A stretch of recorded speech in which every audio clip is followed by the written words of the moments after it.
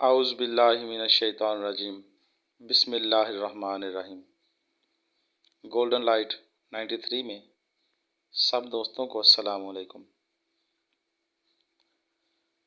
आज की इस वीडियो में हम सिमलफार और वर्किया हरियावल ले सकते हैं या अच्छी वर्किया भी ले सकते हैं, कोई मसला नहीं, दोनों ही बनेगी।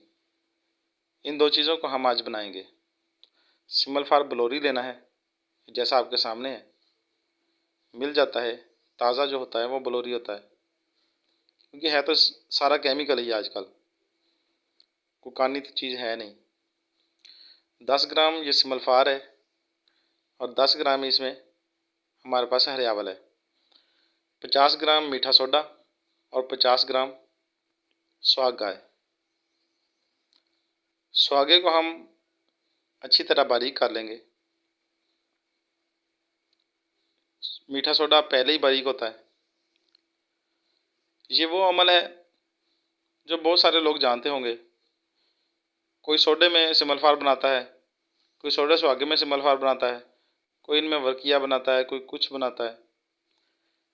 लेकिन जो चीज़ मैं आज बनाऊंगा ये किसी ने नहीं बनाई होगी। सुहागे को बारीक कर लेना है। ये 50 ग्राम वज़न हमने लिया था। जितना हमें चाहिए होगा कप के हिसाब से, जिसमें हमने आग देनी है, उतना हम इस्तेमाल कर लेंगे, बाकी हम संभाल लेंगे। बहुत आसान अमल है, तवज्जो से देख लें। सुहागा हमने बारीक कर लिया है। ये 50 ग्राम वज़न में है और 50 ग्राम ही मीठा सोडा है। मैं वज़न बार बार इसलिए बता रहा हूँ कि हर वीडियो में मैं तकरीबन हर चीज़ मुकम्मल तौर पर बताता हूँ, फिर भी कुछ भाई तवज्जो के साथ नहीं देख सकते। शायद उनकी आदत ही ऐसी है, तो बार बार फिर पूछते रहते हैं कि वज़न कितना था, किस चीज़ को कितना खर्ल करना है, कितनी देर आग देनी है। ये 50 ग्राम वज़न जो है, हमने इसको सिर्फ मिलाना है एक साथ। ये 1 मिनट में सारे मिक्स हो जाते हैं। मिलाने के बाद एक कप लेंगे गिलिक मत किया हुआ, उसमें ये मवाद हमने आधे कप तक डाल देना है। आधा कप इस मवाद का करने के बाद फिर अच्छी तरह इसे दबा देंगे ताकि एक तय की सूरत ये जम जाए। और सोडा मिलाने के बाद ये बहुत नरम से रहते हैं, हमने इनसे दाब का काम लेना है, इसलिए इसकी तय बना रहे हैं। इसके ऊपर ये जो हमने सिमलफार और वर्किया 10-10 ग्राम लिए थे, हरियावल जो है, ये इसमें से एक डली यानी कि आधा वज़न हरियावल का और आधा सिमलफार का, ये हम इसके ऊपर रख देंगे और बकाया मीठा सोडा और सुहागा जो हमने मिक्स किया हुआ है इसके ऊपर डालेंगे। आप भाई जब भी ये अमल करें, या सोडे और सुहागे का जब भी कोई भी अमल करें, तो बर्तन जो भी लेंगे उसका तीसरा हिस्सा खाली रहना चाहिए। तीसरा हिस्सा क्यों खाली रहना चाहिए ये मैं आपको समझा देता हूँ। आपके सामने ये कप मैं मुकम्मल तौर पर भरूँगा और आग देने के बाद इसकी जो हालत होगी वो आप ज़रूर देखिएगा। इससे आपको अंदाज़ा हो जाएगा कि तीसरा हिस्सा इसका खाली रखना क्यों ज़रूरी था। चीज़ तो हमारी बन जानी है। मेरा इसमें काफ़ी तजर्बा है, इसलिए मैं इसे ज़ाया तो नहीं होने दूंगा, लेकिन कप मुकम्मल भरने का जो नतीजा है वो आपके सामने रखने के लिए इसको मुकम्मल भरना ज़रूरी है। वैसे आप जब भी बनाएंगे तो इसका तीसरा हिस्सा ज़रूर खाली रखिए। अब इसको अच्छी तरह गिलिक मत कर लेनी है। इसके मुंह पर एक बार मिट्टी लगाकर फिर मैं इसे कपड़वाटी करूँगा एक बार। इसके बावजूद भी ये मुकम्मल बनने का नतीजा आपके सामने होगा। आप भाई इसमें बेहतरीन एहतियात कीजिए और अच्छी तरह गिले मत कीजिए ताकि कोई नुकसान ना हो और चीज़ मुकम्मल बन जाए।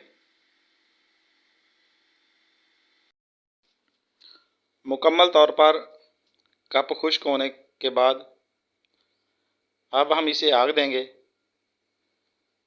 इसके लिए तकरीबन 3 पाव और 1 किलो के नज़दीक उपलों की ज़रूरत है।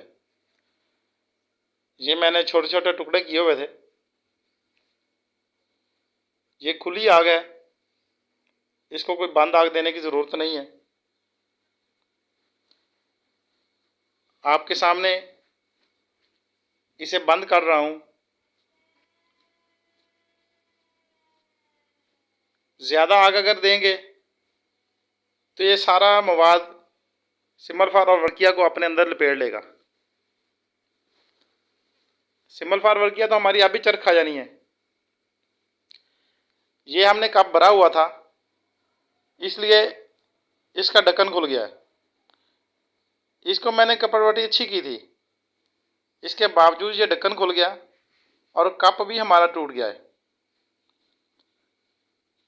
तीसरा हिस्सा खाली रहने से इसका ये फ़ायदा होगा कि हमारा कप टूटेगा नहीं और ढक्कन भी नहीं खुलेगा। इसको सोडे और स्वागे को जो ये जम गई है तय, इसको हमने किसी छुरी वगैरह की मदद से एहतियात के साथ ऊपर से खुरच लेना है और इसको अलग कर लेंगे। ये सफ़ेद सफ़ेद जो हिस्सा है ये हमने ज़्यादातर उतार देना है और नीचे सिमलफार और हरियावल जो है ये जर्द कलर में होंगे। जैसे सिमलफार जर्द का रंग होता है बिल्कुल वैसा कलर होगा इसका। सफ़ेद सफ़ेद तमाम हिस्सा हमने उतार देना है जितना हो सके।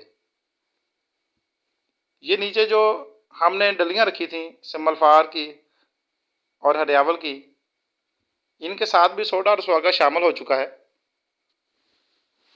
क्योंकि ये चरख खा जाती हैं। चरख खाने की वजह से सोडा स्वागा इसके साथ शामिल हो जाता है। कोशिश हमने करनी है कि सफ़ेद हिस्सा ज़्यादातर उतार दें। बकाया जो इसके साथ शामिल हो गया है वो कोई मसला नहीं, वो इनके अपने वज़न से तकरीबन 2 गुना या 3 गुना ज़्यादा होता है, इतना ही शामिल होता है। वो जो भी होगा उससे हम काम ले लेंगे, वो साथ शामिल हो जाता है तो कोई मसला नहीं है। बकाया सफ़ेद हिस्सा हमने सारा उतार देना है।